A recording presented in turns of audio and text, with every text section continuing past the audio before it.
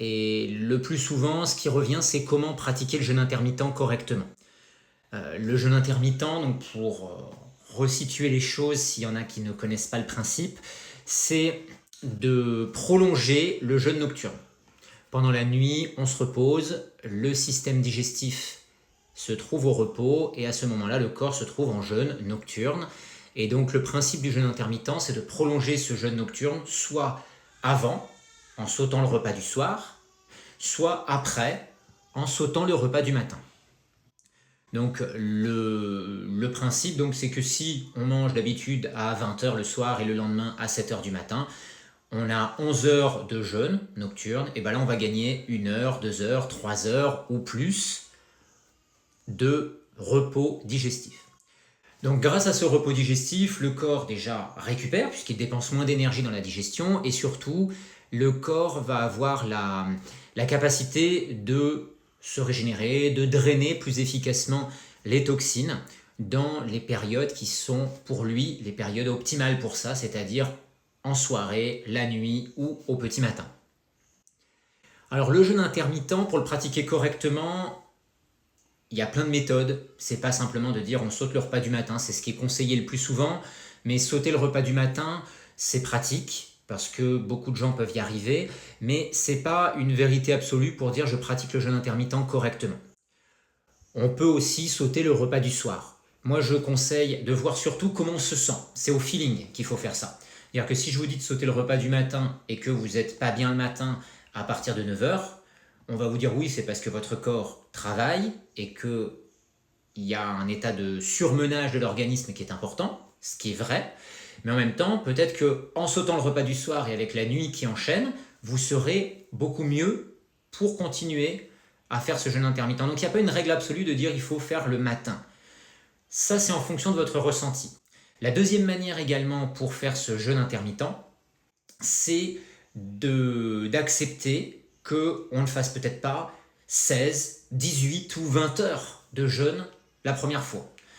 Souvent, vous allez entendre parler du 16-8, c'est-à-dire 16 heures de jeûne, 8 heures où on a des prises alimentaires, ou le 18-6, c'est très bien, mais tout le monde n'est pas forcément dans la capacité de le faire immédiatement. Donc à ce moment-là, on va ajuster. Vous pouvez simplement sauter le repas du matin et, quand c'est possible, bien sûr, manger quand la faim arrive. Donc vous allez peut-être manger à 9h au lieu de manger à 7h. Et puis, au bout de quelques semaines, ce sera peut-être 10h, 10h30, 11h. Et à ce moment-là, vous aurez la possibilité d'entrer progressivement dans ce jeûne intermittent plus long et de pouvoir en sentir les bienfaits. La deuxième chose qui est pour moi très importante en matière de jeûne intermittent, c'est pas uniquement de dire je mange à certains moments de la journée et je jeûne à un autre moment, c'est comment vous mangez, qu'est-ce que vous mangez. Alors pour caricaturer vraiment les choses à l'extrême, je vais prendre l'exemple de ce qu'on peut voir avec le ramadan. Le ramadan, c'est une forme de jeûne puisqu'on jeûne toute la journée, jeûne total, pas d'apport alimentaire ni en eau, et on mange la nuit. Cette pratique est très intéressante. L'inconvénient de cette pratique, c'est que beaucoup de personnes aujourd'hui mangent beaucoup le soir et la nuit. On voit au niveau des observations que une bonne partie des personnes qui pratiquent le ramadan fait une consommation qui peut être supérieure lors du ramadan que sa consommation alimentaire habituelle. Ça veut dire qu'on mange plus dans une période de jeûne, ce qui est assez paradoxal finalement. Et donc ça, c'est une chose qui peut être problématique parce que finalement le corps fait le yo-yo au niveau métabolique entre des périodes de privation et des périodes de surcharge alimentaire. Donc par rapport à ça, il faut faire relativement attention parce que le corps n'aime pas faire le yo-yo au niveau métabolique. Quand je dis il n'aime pas, ça crée une surcharge, ça crée un surmenage et à terme, ça peut perturber la digestion, ça peut créer un état de fatigue plus important et puis ça peut perturber le métabolisme d'une manière plus globale. Et on peut le voir à la fin du ramadan, il y a beaucoup de personnes qui sont fatiguées, épuisées, même qui ont pu prendre du poids, alors que normalement ça devrait être l'inverse. On devrait retrouver de l'énergie, perdre un petit peu de poids et se sentir beaucoup mieux.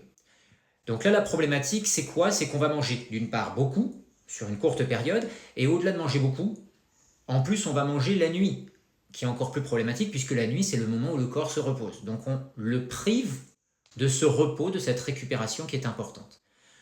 Alors je n'ai rien contre le ramadan, bien évidemment, le ramadan c'est très bien, c'est une très bonne pratique, mais à faire d'une manière différente, c'est-à-dire à faire avec des repas qui sont soit normaux, soit frugaux, pour que justement on n'encombre pas le corps d'une digestion excessive pendant la nuit et que le corps puisse avoir une récupération efficace. Donc à l'image du ramadan, ce que l'on va pouvoir observer avec le jeûne intermittent finalement, c'est que si on mange beaucoup, dans les périodes hors jeûne, qu'on compense, on va dire, le repas ou les repas que l'on saute, on risque de créer cette surcharge métabolique. Donc le but, c'est d'accepter que quand on fait du jeûne intermittent, on va vers un allègement généralement au niveau alimentaire. En tout cas, il ne faut pas manger plus, on aura tendance plutôt à manger moins. Et si on mange autant, il faut voir que notre corps a la capacité de gérer ses apports alimentaires. Donc ça, c'est vraiment les choses importantes. Et aujourd'hui, on voit des témoignages de personnes qui font le jeûne intermittent, entre autres pour perdre du poids, et qui se retrouvent à prendre du poids dans ces situations, alors que ça ne devrait pas. Et on voit cette prise de poids qui est faite parce qu'il y a trop de prises alimentaires, ou parce que les prises alimentaires, on va dire, sont peut-être pas faites au bon moment ou dans les bonnes conditions.